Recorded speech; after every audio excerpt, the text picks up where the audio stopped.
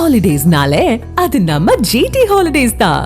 GT holidays, south India's #1 travel brand. துபாயில் உள்ள Amazon data center மீது ஈரான் ட்ரோன் தாக்குதலை நடத்தியிருக்கிறது. முக்கிய செய்தியாக பார்த்து வருகிறோம். துபாயில் உள்ள அமேசான் டேட்டா சென்டர் மீது ஈரான் ட்ரோன் தாக்குதலை நடத்தியிருக்கிறது. மேலும் தகவலை செய்தியாளர் ரமேஷ் வழங்கிட கேட்கலாம். ரமேஷ் வணக்கம். இந்த தாக்குதல் சம்பவம் தொடர்பான முழு தகவலை சொல்லுங்க.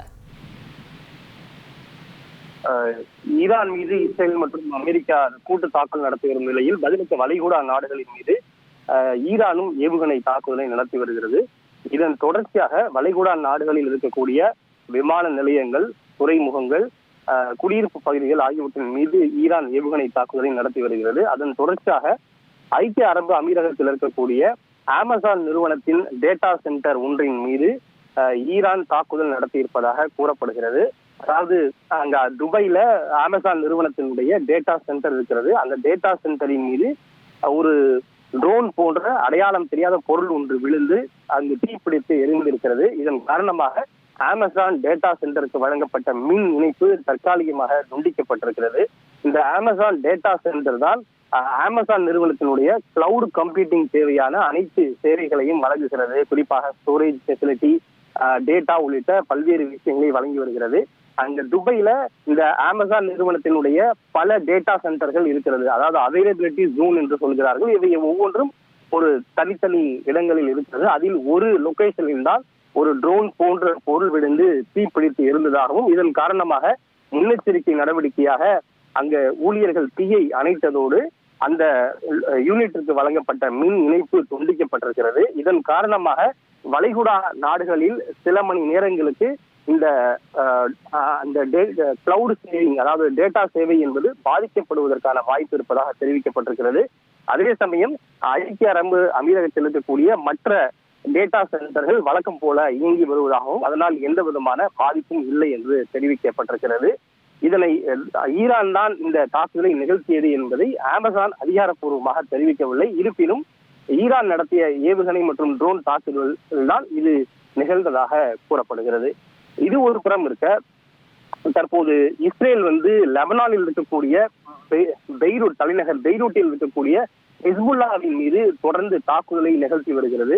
ஏனென்றால் ஈரானுடைய உச்ச தலைவர் கமீனி கொல்லப்பட்டதற்கு பழிவாங்கும் விதமாக இஸ்ரேலில் இருக்கக்கூடிய பல தளங்களை குறிவைத்து லெபனானினுடைய ஹிஸ்புல்லா அமைப்பு தாக்குதல் நடத்தி இருக்கிறது. அவர்களே இந்த தாக்குதலை நிகழ்த்தியது நாங்கள் தான் என நேரடியாக பொறுப்பேற்றிருக்கிறார்கள். அதற்கு பதில் தாக்குதல் நடத்தும் விதமாக தற்போது லெபனானில் தலைநகர் பெய்ரூட்டில் இஸ்ரேல் சரமாரியாக குண்டு மழை பொழிந்து தாக்குதலை நிகழ்த்தி வருகிறது. குறிப்பாக ஹிஸ்புல்லா அமைப்பினருடைய முக்கியமான இடங்களை குறிவைத்தும் இந்த தாக்குதல் நிகழ்த்தப்பட்டு வருகிறது.